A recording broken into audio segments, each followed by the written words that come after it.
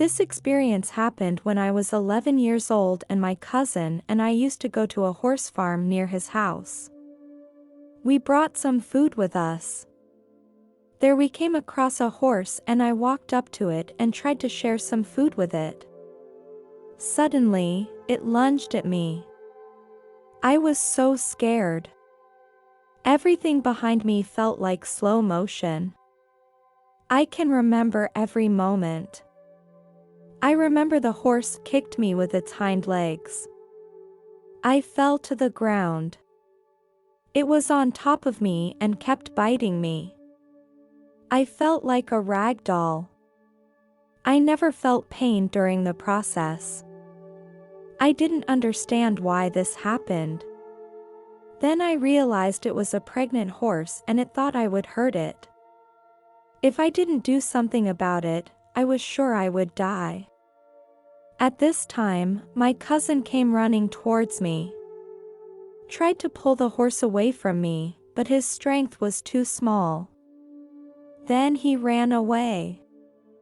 I felt so desperate that I couldn't understand why he left me. Later I learned that he went to my parents for help. The horse kept on tearing me. After a while, the horse suddenly stopped moving and then quickly left me. I stood up and felt no pain at all. When I was about to reach home, I saw my family running toward me. I saw the panic on their faces. As they came toward me, I told them I was fine. My mom fainted then. I didn't understand why she was in such a state, because I felt fine. My memory of what happened next is not very complete. I will try to describe what happened in as much detail as I can. My mom had just bought me a new dress. I was worried that there would be blood on the skirt. So in the first place, I went to the mirror and I looked at my skirt. There was blood all over the skirt. I felt sad and wondered if my mom would be able to wash the stains off. I looked at my face again. I couldn't see my face in the mirror, and it felt like a fog where my face was. So I moved my head to the left and to the right, but no matter how I moved, the fog followed. I asked my mom if she could see the fog and asked her why I couldn't see my face. She did not give a reasonable reason. Then my parents were ready to take me to the hospital for a checkup. We lived in a small town, about a 30-minute drive from the nearest hospital. I was lying in the back seat with my head on my mom's lap. My mom was crying and screaming, "My baby, my baby." Then the nurse told my mom to keep me awake, otherwise, I might die. I thought, I have to try to stay awake because I don't want to die. I looked ahead. My uncle was driving and he looked back at me. Then I passed out anyway. When I got to the hospital, I was lying in a hospital bed and I felt very cold. I looked up and saw a lot of doctors. They were wearing green clothes. Slowly, I lost consciousness. When I woke up again, I was out of my body. I was floating in the air and I looked down and I saw myself lying on the bed. I couldn't understand why I could see myself. Then I thought, I must be dead, and I was worried about my mom.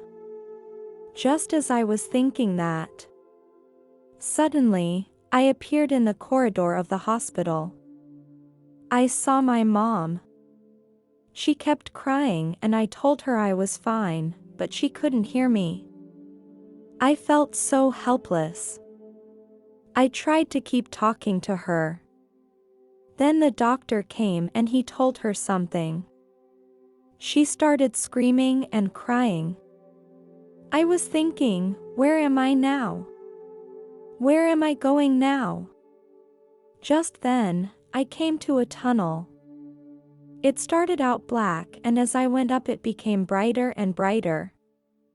I knew I was going very fast. When I came to the top, everything looked like clouds. I saw 7 golden doors. Each one was as big as the Twin Towers. On the golden doors were gems and diamonds of all colors. Each of the gems was as big as a house. These doors were so big that it took me a long time to see the end of them.